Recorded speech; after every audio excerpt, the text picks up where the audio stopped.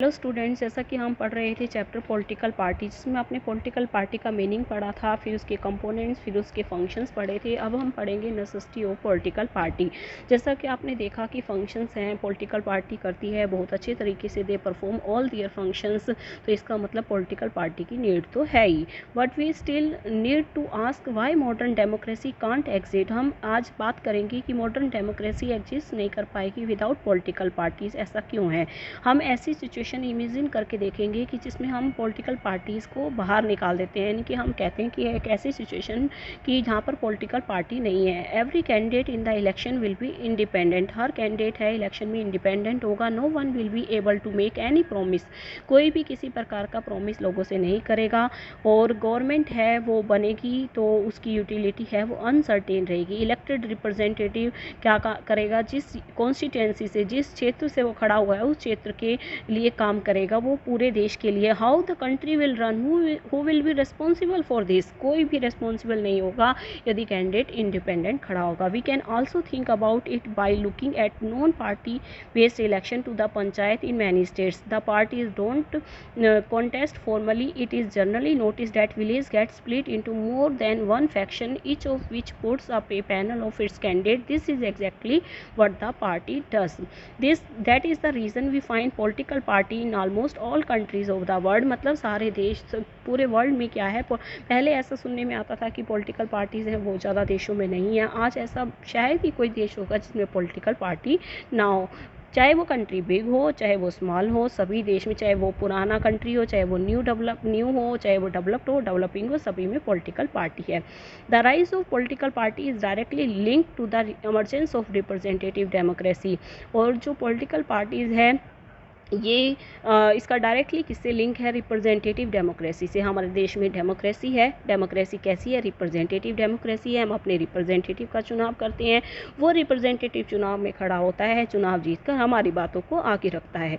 As we have seen large society and representative democracy, as society become large and complex, they also needed some agency to gather different views on various issues and present them this to the government. They needed some ways to bring various representatives together so that a responsible government could be formed. मतलब responsible government कैसे बनेगी? जब जो ये representative हैं ये हमारी बातों को आगे रखेंगे। They needed a mechanism, और इसके लिए एक mechanism की ज़रूरत थी। Political party fulfill these needs, और political party है इस needs को पूरा करती है। We can say that parties are a necessary condition for a democracy. इसीलिए हम कह सकते हैं कि पार्टी है सबसे necessary condition है एक डेमोक्रेसी की। तो बेटा आप नीड समझ के होंगे, नेसेसिटी समझ के होंगे पॉलिटिकल पार्टी की। और ये क्वेश्चन भी आता है कई बार, ये स्टेटमेंट दी होती है, बताइए parties are a necessary condition for a democracy. तो आपको यही सब आंसर में लिखना है, बताना है कि अगर पॉलिटिकल पार्टी नहीं होगी तो फिर वो इंडिपेंडेंट कैंडिडेट खड़ा होगा तो उस पर्टिकुलर कॉन्स्टिट्यूंसी के लिए ही काम करेगा, सारे देश की रिस्पॉन्सिबिलिटी नहीं लेगा। ठीक है? तो चाहे कंट्री बड़ा हो, छोटा हो, चाहे डेवलप्ड हो, डेवलपिंग हो, हर किसी देश में क्या है? पॉलिटिकल पार्टीज़ हैं। तो अभी हम डिस्कस कर रहे हैं how many party should we have in a democracy. Any group of citizen is free to form a political party. कोई भी लोगों का समूह है पॉलिटिकल पार्टी बनाने के लिए फ्री है। In this formal sense there are large number of, इसीलिए हमारे देश के अंदर बहुत ज़्यादा पार्टीज़ हैं। मोर देन 750 पार्टीज़ हैं एटलीस्ट, जो कि रजिस्टर्ड हैं इलेक्शन कमीशन ऑफ इंडिया के पास। इलेक्शन कमीशन ऑफ इंडिया के पास ही क्यों रजिस्टर्ड हैं? क्योंकि आपको पता है कि इलेक्शन करवाने की सारी जिम्मेवारी इलेक्शन कमीशन ऑफ इंडिया के पास होती है। But not all this party are serious contenders in the election. सारी पार्टीज हैं वो सीरियस कंटेंडर्स नहीं है इलेक्शन में। Usually only handful party are effectively in the race to win election. बहुत ही कम पार्टीज हैं जो इलेक्शन जीतती हैं, सरकार बनाती है। So the question then is how many major और effective parties are good for a democracy. अब हम देखेंगे कि कितनी पार्टीज एक देश में होना है वो अच्छा होता है, इफेक्टिव होता है।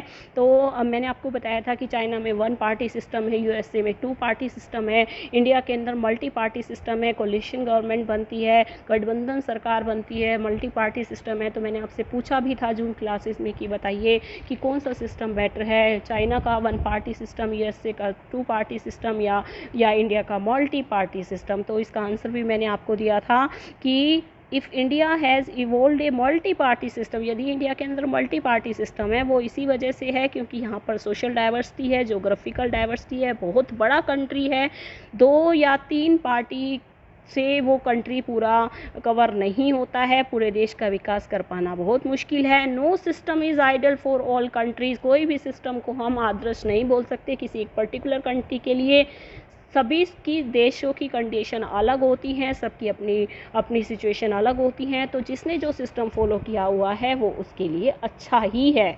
ठीक है बेटा, इसका आंसर मैंने आपको बताया भी था अपनी जूम क्लासेस में।